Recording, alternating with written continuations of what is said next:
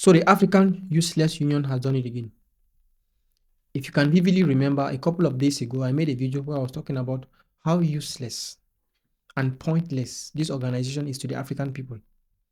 And I still, up to now, I still insist on the fact that it should be completely disassembled. We should dissolve it and move to something else. Something that really serves the interests of the indigenous people of Africa, the Africans, the true Africans. So a couple of days ago, the African Union stated that the situation or the current situation in Tanzania was concerning. And now suddenly, all of a sudden, they have gone completely full circle and nobody understands how to send in congratulating message to the elected or the re-elected president of Tanzania, Samia Suluhu Hassan. So we are going to be talking about this story tonight, and it's important for me to note to remind you or to make you aware of the fact that information coming out says that the Tanzanian government or Tanzanian authorities are dumping the lifeless bodies of Tanzanians who were massacred during the post-electoral protest or manifestation. We are going to be talking about that story tonight. And our featured story is going to be also about the serious threats which Donald Trump is making against the Nigerian government. Serious threats there. And considering that I'm going to be speaking or talking a lot about deportation, I think it behooves me to bring to you the story about Eswatini and its deportations, which started a couple of months ago, September, if I'm not mistaken.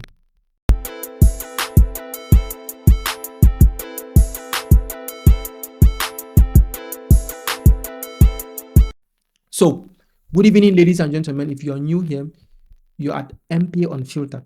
Do well to smash the like button, subscribe, and turn on the notification bell so that anytime or each time we release a new video, you're going to be instantly notified or alerted. So, like I said, Tanzania is going through a very precarious and tumultuous situation right now after their elections, which took place or held on the 29th of October 2025. So, Tanzanians went out in their numbers massively to carry out their civic duties on the 29th of October 2025, only to realize that something was happening, something was not normal. And what happened? Two of the biggest challengers or contenders of the incumbent president, Samia Suluhu Hassan, had been excluded completely. One was charged of treason and was in jail. The second was systematically disqualified. So she was really going now alone. All the other contenders were not really serious or opponents who had serious weight. So the people were really upset. And considering all the government repression which has been going on for quite some time now in the country, they got mad and they said, okay, you know what? We are going to descend into the street to protest and manifest, which is, by the way, in a democracy. You know, Africans talk a lot about democracy. In a democratic country, is that not normal? Do people not have the right to protest? Right? Well, unfortunately, they were met with outright brutality from the Tanzanian security forces. So what is really happening is that Samia Suluhu Hassan is set to secure a second term as president of Tanzania after taking over from ex-president John Pombe Joseph Magufuli in 2021. Now she's been accused of getting rid of political opponents by what? Jailing them, as I mentioned earlier, or disqualifying them systematically. It's important to note that she belongs to the ruling party, the CCM, which is the Chama Pinduzi, which has been existing now for almost forever, since 1961, which was the time when Tanzania had its independence. Now, the ruling party is being criticized of suppressing and putting aside opposition leaders or opposition parties. Now, when Samia Suluhu Hassan took over as president of Tanzania, there was a lot of hope for the country. Okay, finally, we have the first female president of the country. She's a woman, she's a mother. So a lot of things are going to change. Everybody was positive and very hopeful in Tanzania. After she took over from who? Like I mentioned earlier on, John Pombe Joseph Magufuli. Now, for those of you who might not know who Magufuli was, Magufuli is notably one of the strong and respected African leaders, African politician and president who refused vehemently to travel anywhere else outside of Africa and only traveled a few countries within the African continent. I mean, can you imagine that? An African president refused for all All the time he served as president, he never stepped foot in Europe or America to beg for money, anything. We had no deal with the IMF, the World Bank, nothing. He said, I'm going to stay in my country and build my country with the resources I have, be it whether limited or not. And I can assure you he did an excellent, a marvelous job in building the nation of Tanzania, the Republic of Tanzania, which by the time he took it was really relatively unstable. And he brought it to a stage that was, the country was booming, things were functioning, the people were happy. Of course, there was still some criticisms as normal, which is very normal, by the way. And what were his policies? We're going to look at his policy. What really made him succeed as president? There were three things. He focused on three things. One, anti-corruption crackdown. Two, infrastructure and industrialization. And three, education and social services. So we're going to look at some of the regulation or the policies he put around these three different aspects. Corruption is a cancer. It's a disease. And if at all you are there to fight the disease, you must fight it seriously.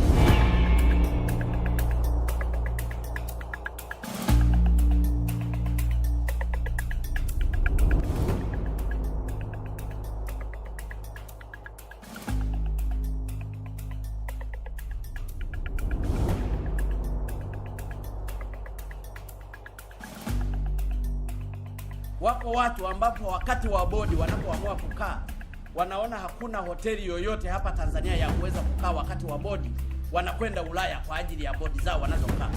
He came at the right time. He was the right man at the right time, and he has done a tremendous job in trying to deal with the corruption. So, on anti-corruption, Magufuli he cut public spending. Magufuli drastically reduced government spending on non-essential items. This included, one, banning unnecessary foreign travel for most public servants, instead directing them to use ambassadors and high commissioners abroad. He said to his ministers, what is the need of constantly traveling unnecessarily? If you have a problem, you have something that needs to be done abroad, you call, that's why we have ambassadors and high commissioners. Call them and let them do the job while you stay in the country and take care of the affairs of the country, which is what this is something that African leaders are supposed to emulate. And he saved a lot of money for the country. Two, slashing budgets for lavish official events, such as cutting the state dinner budget by 90% and diverting the savings to essential services like hospitals. You look at most African politicians and leaders, they are extremely fat, morbidly obese because of too much money. They steal a lot, kleptomaniacs. They steal a lot, eat a lot, drink. That's what they spend time doing instead of taking care of the affairs of their countries. So he said, no, before you leave your house, come for a meeting or a conference or a seminar, eat in your house, please. You have food. You are an administrator, you are being paid, you have a salary, eat in your house. If your wife cannot cook, get a second wife. If you have two wives and none of you can cook, get a third one. It's fine, you're free. We're living in a democracy, aren't we? This is what he said. Banning government meetings and workshops from being held in expensive hotels, mandating that they be held in state buildings instead. You see, look at most of these politicians, if not of that title or that crown they wear on themselves as politicians, as leaders. These people, if you take away those titles, they have nothing. And you see them when they become leaders, leaders to people whom they are supposed to be serving, their constituents whom they are supposed to serve, they spend time spending money on unnecessary things, booking hotels, which if they were not ministers or administrators, they would never ever have been able to go close to that level of luxury. So he ended all of this and said, you know what, we're going to cut unnecessary spending and really focus on building this country. This is what Africa really needs. Anti-corruption crusade. He launched a vigorous top-down campaign against corruption and tax evasion. Firing corrupt officials, he gained popularity by making high-profile on-the-spot dismissals of government officials suspected of negligence, corruption, or absenteeism. This is it. We have to be vigorous, straightforward, brutal. Somebody does something, there's no need calling for a meeting. No. Fire him on the spot. Absenteeism. We have offices. In fact, this is something that's very prevalent in most African nations. People who are working and they never go to work.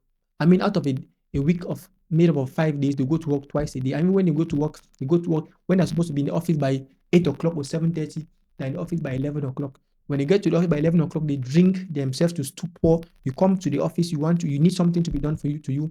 They ask you to sit down and wait. When you wait for 2 hours, you get tired, they tell you to come tomorrow. I mean, this is Africa. And this is how the people who are supposed to be leading. And by the way, leading or leaders who are working for the people, this is how they behave. So he had a serious crackdown on this. Next, ghost worker purge. Very important. He removed tens of thousands of ghost workers from the government payroll, resulting in significant salary savings. I mean, if you're an African, I think you totally relate to this and you understand what we are talking about here. Ghost workers. There are people, lots of people who are ghost workers. They never go to work. They are living in different towns, but they are collecting salaries. There are even some people who create fake accounts, fake profiles, and they collect salary in people under people's names who are not working or those who had been dead a long time ago. So he ended this revenue collection. His focus on efficiency led to a boost in government revenue collection, with the Tanzanian Revenue Authority reporting a substantial increase in monthly collections. Now, what were his policy around infrastructure and industrialization? Magufuli pursued an ambitious nationalist economic agenda centered on industrialization and major capital projects.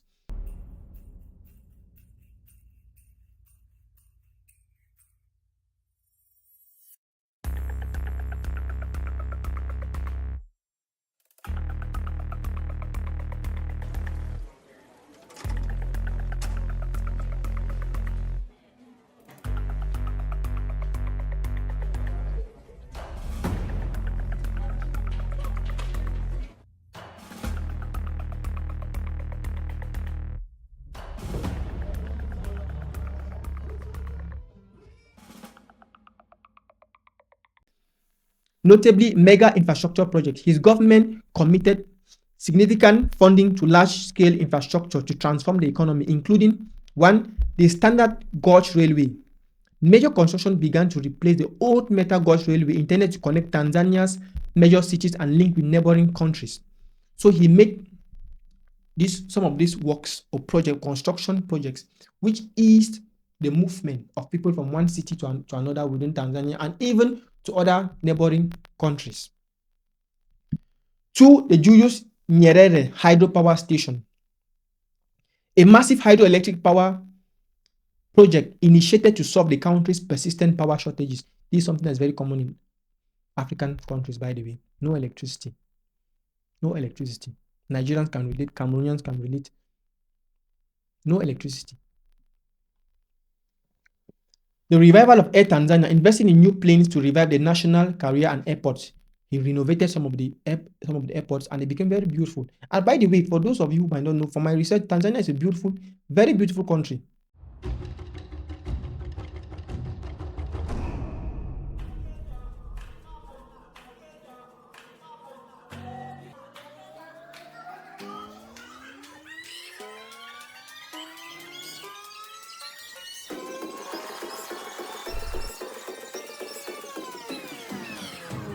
Truly beautiful Eastern African country. Major roadworks, construction of major flyovers and interchanges, particularly in Dar es Salaam. This is the commercial capital, by the way, to ease traffic congestion. If you're an African, you know that one of the problems we face a lot is congestion because of poor roads and poor urban planning. So there were massive construction projects that were aimed at easing or making congestion completely reduced to ease movement of people in some of these very populated towns or cities. Now, under resource mining, he pursued major reforms to secure greater economic benefits from Tanzania mineral resources, often clashing with foreign mining companies. He introduced new legislation giving the government the right to renegotiate or terminate mining contracts. The government successfully negotiated for a 16% non-dilutable free carried interest in all foreign-owned mining projects. Now, what does this mean by 16% non-dilutable free carried interest? 16% non-dilutable meant that it was never to be reduced, it was never to go down, to remain at 16%, regardless of whether the company had offered shares out or not. And the free carried interest was that the country was not to partake in the risk of the functioning of this company. What does it mean? It means that there was no capital to be invested by the government. So all they had to do was to receive the agreed interest. These were some of the contracts which he renegotiated when he was president, which I can assure you led to a massive budget accumulation in the country. Now, and talking about education and social services, he gave free basic education. Magufuli introduced a policy to waive full school fees and other contributions for government-run primary and secondary school. This policy led to a substantial increase in school enrollment. So, these are the different policies which Magufuli set in place that really propelled his country. Now, Magufuli really came to be widely known around the world during COVID, when all countries, or most countries around the world and presidents were locking down their countries and imposing masks, mandatory for people to put on masks, and he refused, saying that no, he doesn't see the need for him to lock his country and force his people to put on masks. He refused. He was even seen in most public events walking without mask. And Magufuli is even known to have taken samples. Enough vaccines for countrywide inoculation programs for its 1.3 billion people, while wealthier parts of the world have reportedly stockpiled surplus doses running into the hundreds of millions. Magufuli's speech is not the first time he has courted controversy during the coronavirus pandemic. His government has drawn criticism for its secretive response, and the president has previously asked Tanzanians to pray the coronavirus away. From animals, plants, and sent for testing for COVID. And it all came back positive. I mean, he was like, what type of disease is this? He took banana, I think, mucus from cows, different set of plants, pawpaw, and sent for testing, and they all came back positive. And Magufuli said, you know what? If this disease is really that dangerous, how can every single thing test positive? Oil positive, meat positive, pawpaw positive, banana positive. Then there has to be a problem. And that's when he knew it was a Trojan horse. It was a hoax. It was a lie, complete lie. And I can assure you, he pissed off most international governments and organizations. Unfortunately, in March 2021, Magufuli suddenly went silent. Corruption is a cancer. It's a disease. And if at all you are there to fight the disease, you must fight it seriously. Silent. And disappeared from the public scene.